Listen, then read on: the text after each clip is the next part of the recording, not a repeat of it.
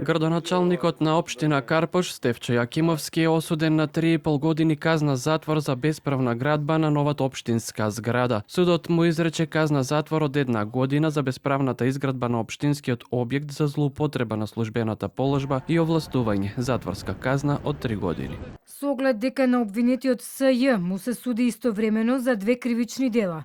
Судот откако предходно ги утврди казните за секое дело одделно, за двете дела му изрече единствена казна во траење од 3 години и 6 месеци.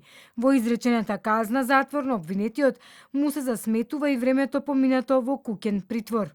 Според пресудот, административниот објект, односно новата општинска зграда за која е осуден за бесправна градба, се одзема во корист на државата. Јакимовски ќе поднесе жалба до апелација. Вели и против него со години се води хајка за да го тргнат од политичката сцена. Осуден сум зашто сум ја направил оваа барака и она другата, каде што во проектот стои изградба на монтажно-демонтажна барака 1 и 2. Ова е направено од гипс картон.